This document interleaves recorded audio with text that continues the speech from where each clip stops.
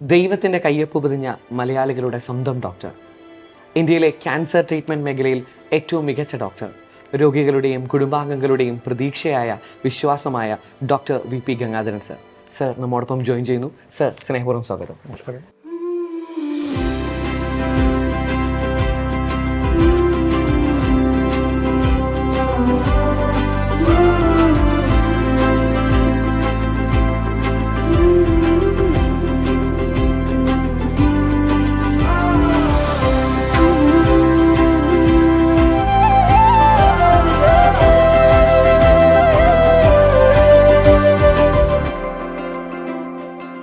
Sir ഒരു family business ബാക്ക്ഗ്രൗണ്ടിൽ നിന്ന് വരുന്ന ഒരാളാണല്ലോ. സാർ, എന്നാണ് താങ്കളുടെ പാഷൻ ഡോക്ടർ ആവുക ആണ് എന്ന് തിരിച്ചറിഞ്ഞത്? തിരിച്ചറിഞ്ഞില്ലായിരുന്നു. എന്താണെന്ന് വെച്ചാൽ ഞാൻ പഠിക്കുന്ന സമയത്തൊക്കെ ആണെങ്കിലും ബയോളജി അല്ലായിരുന്നു എൻ്റെ സബ്ജക്റ്റ്, ഇഷ്ടമുള്ള സബ്ജക്റ്റ്. എനിക്കിഷ്ടമുള്ള സബ്ജക്റ്റ് മാത്തമാറ്റിക്സ് ആണ്, കണക്കാണ്. അതുകൊണ്ട് തന്നെ അങ്ങനൊരു ചിന്താഗതി പോയിട്ടേ ഇല്ല. പിന്നെ അന്നത്തെ കാലത്തൊക്കെ ഈ SLCക്ക്, ഇപ്പോഴത്തെ 10th നമ്മൾ കൂടുതൽ മാർക്ക് കിട്ടിക്കഴിഞ്ഞാൽ ചൂസ് ചെയ്യുന്നത് ഫസ്റ്റ് ഗ്രൂപ്പ് അല്ലെങ്കിൽ സെക്കൻഡ് ഗ്രൂപ്പ് അങ്ങനെയാണ്. അതിൽ കൂടുതലും സെക്കൻഡ് ഗ്രൂപ്പ് വരെയായിരിക്കും അന്ന് പോകുന്നത്. അങ്ങനെ പോയി സെക്കൻഡ് ഗ്രൂപ്പിന് ജോയിൻ ചെയ്യണം. സെക്കൻഡ് ഗ്രൂപ്പ് ജോയിൻ ചെയ്ത് കഴിഞ്ഞിട്ട് എനിക്ക് കുറേ ഏജ് ലാഭം ഉണ്ടായിരുന്നു. അതായത് ഞാൻ 5 വയസ്സിലൊക്കെ 3ാം ക്ലാസ്സിൽ ചേർന്നു. അന്ന് ഇതുപോലെ LKG UKG ഒന്നുമില്ല. അതായത് 13-13.5 വയസ്സ് കഴിഞ്ഞപ്പം ഞാൻ 10th പാസ്സായി. ഓക്കെ. 14.5 കഴിഞ്ഞപ്പോഴത്തേക്കും ഇപ്പോഴത്തെ നിങ്ങളുടെ +2 അത് പ്രീ ഡിഗ്രി പാസ്സായി. പക്ഷേ പ്രൊഫഷണൽ കോഴ്സിന് ജോയിൻ ചെയ്യാൻ പറ്റില്ല. പ്രൊഫഷണൽ ജോയിൻ ചെയ്യണമെങ്കിൽ 17 years കംപ്ലീറ്റ് ചെയ്യണം. അപ്പോൾ ഞാൻ പോയി എടുക്കുന്നത് BSc കെമിസ്ട്രിയാണ് മഹാരാജാസിൽ. ഓക്കെ. പ്രീ ഡിഗ്രിക്ക് മാത്സ് പഠിക്കുന്നില്ല, ബയോളജി ഫിസിക്സ് കെമിസ്ട്രി പഠിക്കുന്നു. അത് കഴിഞ്ഞ് BSc കെമിസ്ട്രിക്ക് വരുമ്പം മാത്തമാറ്റിക്സ് പഠിക്കും. ഓക്കെ. എനിക്ക് മാത്സാണ് ഏറ്റവും കൂടുതൽ ഇഷ്ടമെന്ന് പറയാൻ കാരണം അത് കഴിഞ്ഞിട്ടും BSc കെമിസ്ട്രിക്ക് നമ്മുടെ സെക്കൻഡ് സബ്ജക്റ്റാണ്, അതായത് മാത്തമാറ്റിക്സ്. മാത്സിൽ എനിക്ക് 100 out of 100 ഉണ്ടായിരുന്നു. സാർ, ഇത്രയും ഒരു ട്രാക്ക് റെക്കോർഡുള്ള ആൾക്ക് സ്വാഭാവികമായിട്ടും എഞ്ചിനീയറിംഗ് ആണ് താല്പര്യമെന്ന്. എഞ്ചിനീയറിംഗ് താല്പര്യം പറയാൻ പറ്റില്ല. കാരണം എനിക്ക് മാത്തമാറ്റിക്സ് ആണ്, പ്യുവർ മാത്തമാറ്റിക്സ് ആയിരുന്നു ഇൻട്രസ്റ്റ്. ഓക്കെ. എഞ്ചിനീയറിംഗ് എന്ന് പറയാനില്ല, പ്യുവർ മാത്തമാറ്റിക്സ് ആണ് ഇൻട്രസ്റ്റ്. പ്യുവർ മാത്തമാറ്റിക്സ് ആണ്. അത് രസമുണ്ടായിരുന്നു, ചെയ്യുന്നതിനൊക്കെ ചെയ്യാൻ രസമുണ്ടായിരുന്നു. അങ്ങനെ പോയതാണ്. അതൊരു ശരിക്കും പറഞ്ഞാൽ ഒരു ചൈൽഡ്സ് ക്രേസ് എന്ന് വേണമെങ്കിൽ പറയാം മാത്തമാറ്റിക്സിന്. പ്രൊഫഷണൽ ക്രേസ് ഒന്നും അല്ലായിരുന്നു. പറഞ്ഞാൽ ഞങ്ങൾ ചിരിക്കും. പ്രൊഫഷണൽ ക്രേസിൽ എൻ്റെ ഏറ്റവും ഇൻട്രസ്റ്റ് ട്രെയിനുമായിട്ട് കണക്റ്റഡ് ആയിരുന്നു, റെയിൽവേ ആയിട്ട് കണക്റ്റഡ് ആയിരുന്നു. ആ കണക്ഷൻ എന്ന് പറഞ്ഞാൽ നമ്മൾ കുട്ടിക്കാലത്ത് ഫിക്ഷനും കഥകളും ഒക്കെ വായിച്ചിങ്ങനെ പോകുന്ന സമയത്ത് ഞാൻ ഏറ്റവും ഇൻട്രസ്റ്റോടെ വായിച്ചുകൊണ്ടിരുന്നത് മുഴുവൻ റെയിൽവേ ഗൈഡുകളായിരുന്നു. എല്ലാ വർഷവും 2 റെയിൽവേ ഗൈഡ് ഇറങ്ങും. ഒരു ജനുവരിയിൽ ഇറങ്ങും, മിഡിൽ ഓഫ് ദി ഇയറിൽ ഇറങ്ങും. ഇൻട്രസ്റ്റ് വേറൊന്നുമല്ല, ഇന്ത്യയിലെ ഏറ്റവും ഫാസ്റ്റായിട്ട് പോകുന്ന ട്രെയിൻ ഏതൊക്കെയാണ്, ഏതൊക്കെ ട്രെയിൻസിന് എവിടെയൊക്കെ സ്റ്റോപ്പ് ഉണ്ടാവും. ഒരു ചൈൽഡ് ക്രേസ് എന്ന് പറയാം.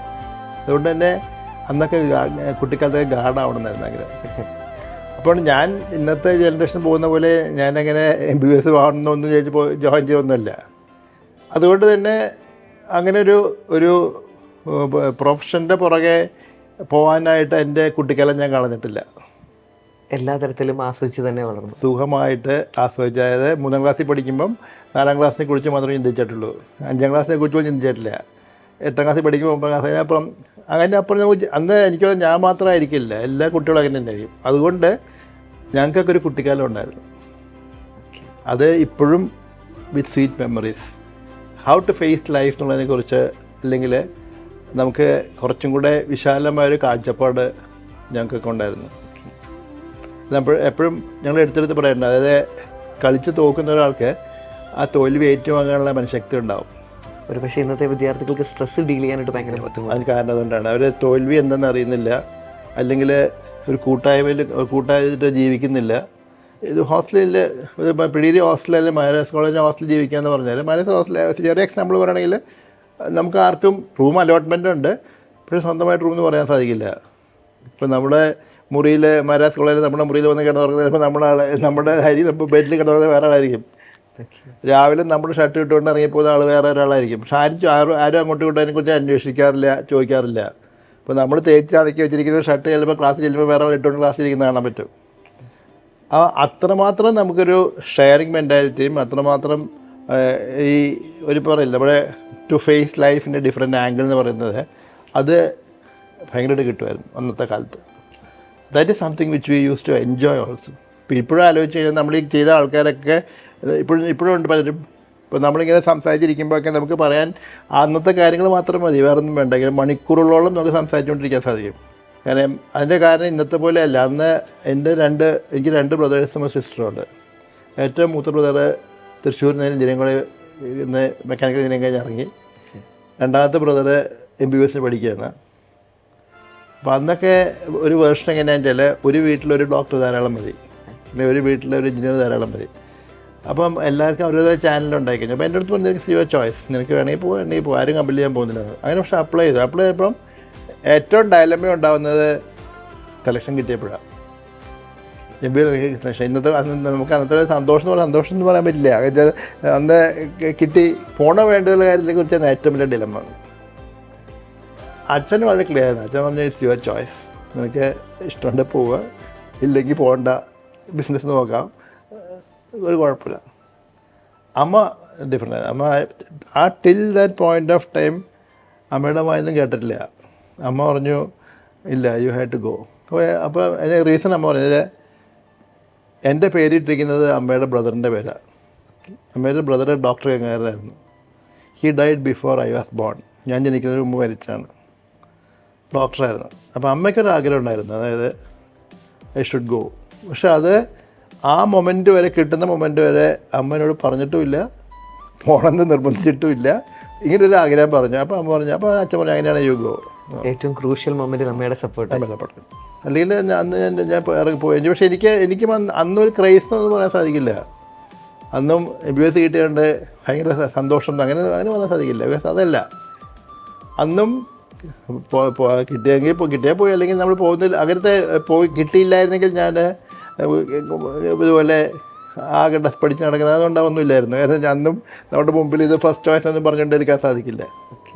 അങ്ങനെ MBBS ഞാൻ കോട്ടയം മെഡിക്കൽ കോളേജ് ജോയിൻ ചെയ്തു. അപ്പോൾ അന്നും പഠിക്കുന്ന സമയം എനിക്ക് തോന്നുന്നു ഇന്നത്തെ അറ്റ്മോസ്ഫിയർ അല്ല ഞങ്ങളൊന്നും അന്നത്തെ അറ്റ്മോസ്ഫിയർ ആയിട്ട്.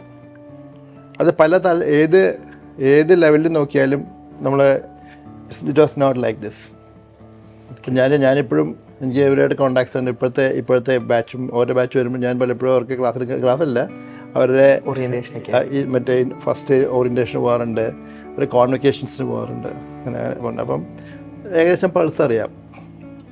അന്ന് ഞങ്ങൾ പോകുന്ന സമയത്തെന്ന് വെച്ചാൽ ഇപ്പോൾ ഞാൻ പല പ്രാവശ്യം പല വേദിയിലും പറഞ്ഞിട്ടുണ്ട്. അതായത് രസം എന്താണെന്ന് വെച്ചാൽ ഇന്ന് ഒരു പക്ഷേ എവിടെ പഠിച്ച കുട്ടിയാണെങ്കിലും ആ കുട്ടിയെ കോളേജ് ചേരാൻ പോകുന്ന സമയത്ത് എനിക്കൊന്ന് ഹോൾ ഫാമിലി പോകുമായിരിക്കും. വണ്ടിയൊക്കെ വിളിച്ച് എല്ലാവരും കൂടെ പോവും. ഈ കുട്ടിയെ എവിടെയും കൊണ്ട് അണ്ടർ പ്രൊട്ടക്ഷൻ താമസിപ്പിച്ച് പോയി ഇൻ്റർവ്യൂവിന് പോകുന്നു. ഞാൻ ഒറ്റയ്ക്കാണ് പോയത്. Just absolutely no one with me. ഞാൻ എൻ്റെ കയ്യിൽ ഫയലൊക്കെ വെച്ചിട്ട് ഞാൻ പോയി പ്രിൻസിപ്പലിനെ കണ്ടു, ജോയിൻ ചെയ്തു. റാങ്കിങ് കിട്ടി, നല്ലപോലെ റാങ്ക് കിട്ടി. നല്ലപോലെ വെച്ചാൽ നമുക്ക് ഇന്നത്തെ നല്ല റാങ്ക് കിട്ടി. പക്ഷേ നമുക്ക് ഫേസ് ചെയ്യാനൊന്നും വലിയ ബുദ്ധിമുട്ടൊന്നും തോന്നാറില്ല. വലിയ ബുദ്ധിമുട്ടൊന്നും തോന്നാറില്ല.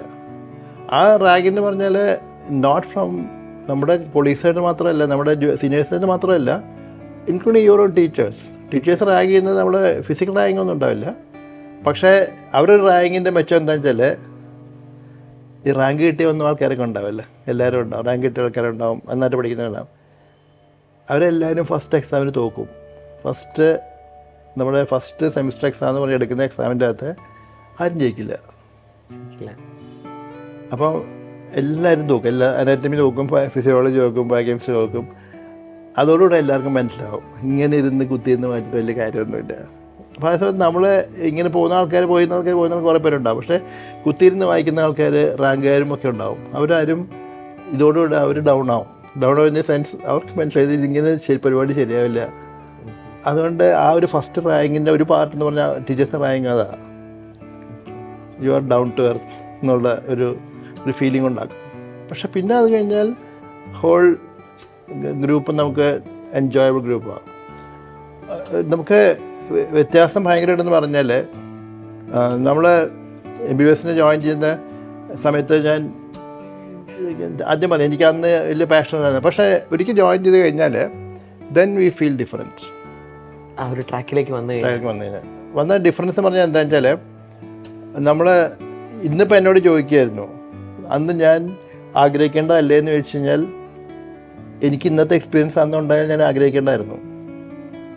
ഒരു പക്ഷേ what I have gone through what I am എനിക്കിപ്പോൾ കിട്ടുന്നതിൻ്റെ അല്ല ഇപ്പം ഞാൻ ചേരുന്ന പ്രൊഫഷനെ കുറിച്ച് തിരിഞ്ഞ് ആലോചിച്ചിട്ട് എനിക്ക് അന്ന് ആലോചിക്കാൻ അല്ലെങ്കിൽ അറിയാമായിരുന്നെങ്കിൽ ഞാൻ അന്ന് ആലോചിക്കേണ്ടത് തെറ്റൊന്നുമില്ല. ശരിക്കും സാറിൻ്റെ ബാക്കിയിൽ നിന്ന് എനിക്ക് മനസ്സിലായത് ഒരു MBBS ഒരു ശരിക്കുള്ളൊരു മീനിങ് അറിയാതെയാണ് സാറൊരു ജോയിൻ ചെയ്തത്. നമുക്കൊന്നും അറിയില്ല, ഒരു ജസ്റ്റ് ഒരു ഡിഗ്രി കോഴ്സ് എന്നുള്ള രീതിയിൽ നമുക്ക് ഡിഗ്രി അറിയില്ല. നമുക്ക് ആ പ്രൊഫഷൻ്റെ ശരിക്കും പറഞ്ഞാൽ ഞാൻ പറയും മാഹാത്മ്യം എന്ന് പറയാം. That's A real word. ആ പ്രൊഫഷൻ്റെ മാഹാത്മ്യമൊന്നും നമുക്ക് ആർക്കും അറിയില്ല. ഇപ്പോഴും എനിക്ക് തോന്നുന്നത് പലരും അങ്ങനെ പോകുന്ന ചുരുക്കമായിരിക്കും.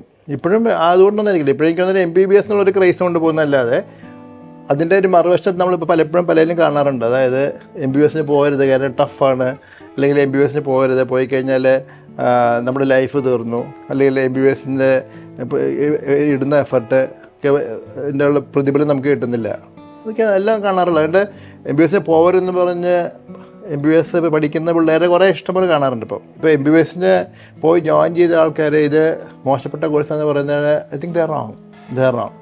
ഞങ്ങളുടെ കാലത്ത് ഒരു ഇഷ്യൂ ഉണ്ട്. ഞങ്ങളുടെ കഴിഞ്ഞതിന് ശേഷമാണ്, ഞങ്ങളുടെ കാലത്തല്ലായിരുന്നു ഇഷ്യൂ കഴിഞ്ഞിട്ട്. ഞങ്ങളുടെ കഴിഞ്ഞാൽ നെക്സ്റ്റ് ബാച്ചിൽ വരുമ്പോഴത്തേക്കും അന്ന് എഞ്ചിനീയറിങ് ക്രേസാണ്. ബിക്കോസ് നമ്മുടെ IT മേഖല പൊങ്ങി വരുന്ന സമയമാണ്. അപ്പം കമ്പാരിസൺ എങ്ങനെയാണെന്ന് വെച്ചാൽ MBBS ജോയിൻ ചെയ്ത ഒരാളും എഞ്ചിനീയറിങ് കഴിഞ്ഞ ഒരാൾ പോയി ഒരു 5 സാലറി വാങ്ങിക്കുമ്പം MBBS കഴിഞ്ഞ ആൾ ഹൗസ് റെൻസ് ആയിട്ട് ഇങ്ങനെ നടക്കുകയായിരിക്കും 300-400 ശമ്പളമായിട്ട്. They feel dejected. കാരണം ടോപ്പറായിരിക്കും MBBS പോയത്, പക്ഷേ എഞ്ചിനീയറിംഗ് പോയത് ടോപ്പർ ആയിക്കോണമെന്നില്ല. അപ്പോൾ they compare, they feel that engineering ആണ് നല്ല പ്രൊഫഷൻ, നമ്മുടെ വെറുതെ ലൈഫ് കളയല്ലേ എന്ന് ചോദിക്കും. ഞാൻ ഉത്തരം കൊടുക്കാറുണ്ട്. എന്താ അറിയോ, എഞ്ചിനീയറിംഗ് കഴിഞ്ഞ ഒരാൾ 35 വയസ്സ് 40 വയസ്സാകുമ്പോഴത്തേക്കും ദേ ഗെറ്റ് ഫെറ്റീഗ്ഡ്, സാച്ചുറേറ്റഡ് ആയി. ഇനി ഒന്നും ജീവിതത്തിൽ നേടാനില്ല, അല്ലെങ്കിൽ വാട്ട് ടു ഡു നെക്സ്റ്റ് എന്നൊരു ഫീലിംഗ് വരും. ഡോക്ടർക്ക് 80 വയസ്സായാലും every day is a fresh day.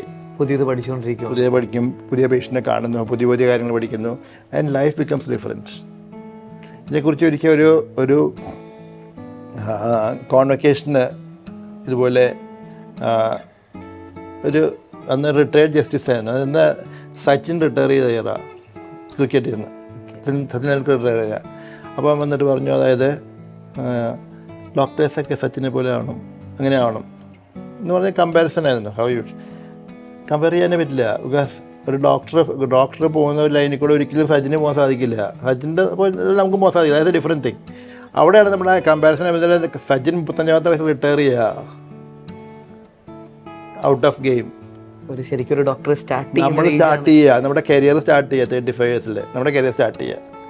പക്ഷേ അവിടെ നിന്ന് നമുക്ക് മുന്നോട്ട് പോകുന്നൊരു പോക്കുണ്ട്. ആ പോക്കിൽ നമുക്ക് കിട്ടുന്ന ലൈഫുണ്ട്. ആ life nobody else can claim, nobody else. ഇപ്പോൾ ഈ മൊമെൻറ്റിൽ ഇപ്പോൾ ഇരിക്കുകയാണെന്നുണ്ടെങ്കിലും എന്നോട് തിരിഞ്ഞ ഒരു ആദ്യം ചോദിക്കാൻ ലീഫായിക്കോട്ടെ സെക്കൻഡ് ലൈഫിൽ കുട്ടിക്കാലം മുതൽ എന്താണെന്ന് ആഗ്രഹിക്കുന്നത്, എനിക്ക് ഒരു ഡൗട്ടും ഇല്ല. ഞാൻ I want to become a doctor and if possible to become an oncologist. അത്രമാത്രം നമുക്ക് എൻജോയ് ചെയ്യാൻ പറ്റുന്ന ഒരു പ്രൊഫഷനാണ്. അപ്പോൾ ദെൻ ഇറ്റ് കംസ് നമ്മുടെ criteria for your success in life എന്താണെന്നാണ് നമ്മുടെ വ്യത്യാസം വരിക. ക്രൈറ്റീരിയയിലെ പൈസ മാത്രമാണെങ്കിൽ MBBS പോകരുത്.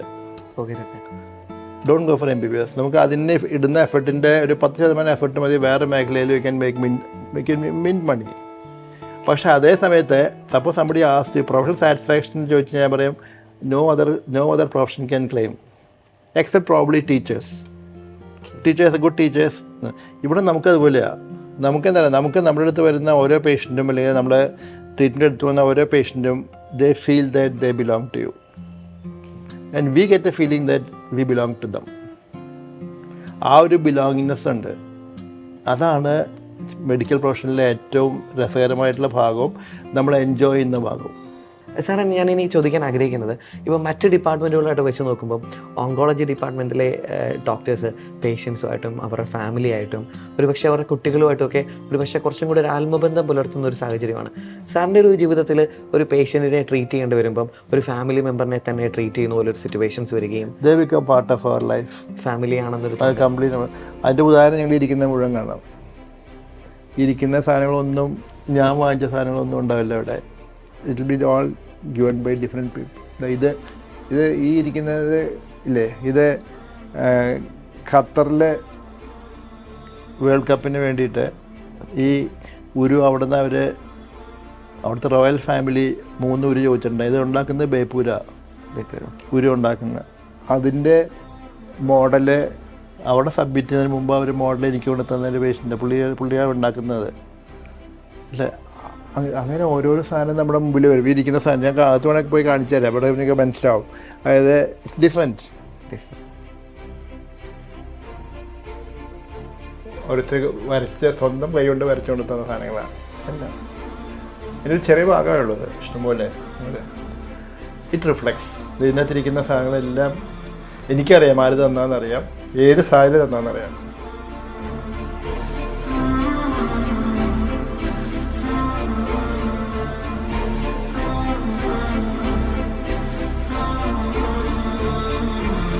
ഇനിയാന്ന് കിട്ടിയതാണ് ഗുരുവായൂരപ്പൻ്റെ.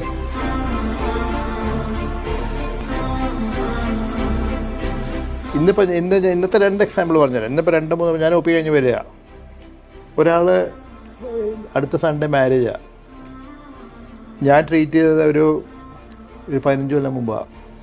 15 വർഷം മുമ്പ്. No, she's a teacher. Sunday ആണ് മാരേജ്. അപ്പോൾ എൻ്റെ കൈ പിടിച്ചുകൊണ്ട് ഇങ്ങനെ നിൽക്കുകയാണ്. നിന്നിട്ട് ഷീസ് ക്രൈയിങ്. ഇങ്ങനെ കണ്ണിൽ നിന്ന് വെള്ളം വരുന്നുണ്ട്. കല്യാണത്തിന് വരാതിരിക്കാൻ പറ്റും. അപ്പോൾ നമുക്ക് ആ ഒരു കിട്ടുന്ന ഒരു ഫീഡ്ബാക്ക് ഉണ്ട്. ഫീഡ്ബാക്ക് എന്നല്ല, ശരിക്കും ഇറ്റ്സ് എ ഡിഫറെൻറ്റ്. അത് നമ്മൾ പറഞ്ഞാൽ മനസ്സിലാവില്ല, നമുക്കത് അനുഭവിച്ചറിയുമ്പോഴേ മനസ്സിലാവുള്ളൂ. അതിൻ്റെ ഇതാണ്. ഇന്ന് അതുപോലെ ട്രിവാൻഡ്രത്ത് നിന്ന് വന്ന ഒരാൾ ഇന്ന് വരുന്നത് എനിക്ക് മാങ്ങ അച്ചാറും അതുപോലെ കുറേ ഉണ്ണിയപ്പം കൊണ്ടായിക്കൊണ്ട് വരുന്നത്.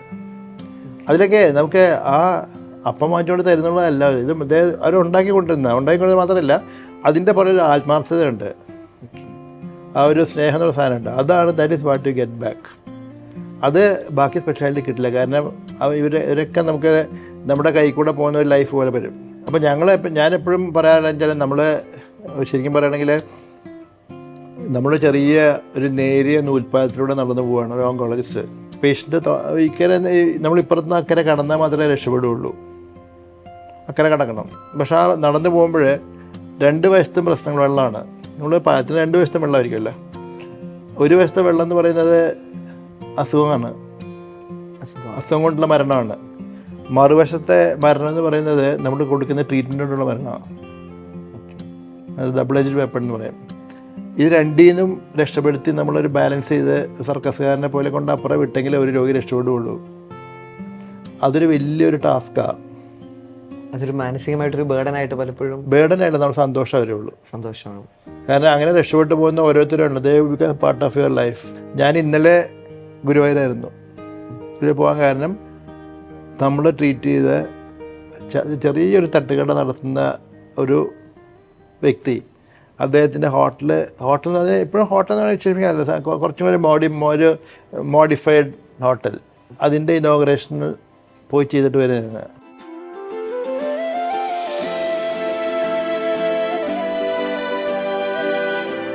അവിടെയൊക്കെ അവർക്കൊക്കെ ദേ ഫീൽ ദാറ്റ് നമ്മുടെ ജീവിതത്തിൻ്റെ ഭാഗമാണെന്നുള്ളതാണ്. ഇപ്പോൾ ഏത് ഫംഗ്ഷൻ നടക്കാം, ഒന്നും വേണ്ട. ഇപ്പോൾ നിങ്ങൾ പരീക്ഷ ചെയ്യുന്നപ്പോൾ ഞാൻ ഓരോ പ്രാവശ്യവും നിങ്ങളുടെ +2 കഴിഞ്ഞ് എൻട്രൻസ് കഴിഞ്ഞ് പരീക്ഷ കഴിയുമ്പം അതിൽ 3-4 പേരെങ്കിലും നമ്മുടെ പിള്ളേർ പ്രൊഫഷൻ ജോയിൻ ഉള്ളവരുണ്ടാവും. അവരുടെ ഫസ്റ്റ് കോൾ എനിക്കായിരിക്കും. അത് PG ക്ക് പോകുമ്പോഴും അതെ, PG ക്ക് പോകുന്ന സമയത്ത് ആ ഫസ്റ്റ് കോൾ വരും, നമുക്ക് കോൾ വരും. അത് MBBS കഴിഞ്ഞാൽ എനിക്ക് PG കിട്ടി. അപ്പോൾ ഞാൻ കഴിഞ്ഞ ബാച്ചിൽ 2-3 ആൾക്കാർ, പീഡിയാട്രിക്സ് കിട്ടിയ ആൾക്കാരുണ്ട്, റേഡിയോളജി കിട്ടിയ ആൾക്കാരുണ്ട്. They go and join. അവിടെയൊക്കെ you are the first person.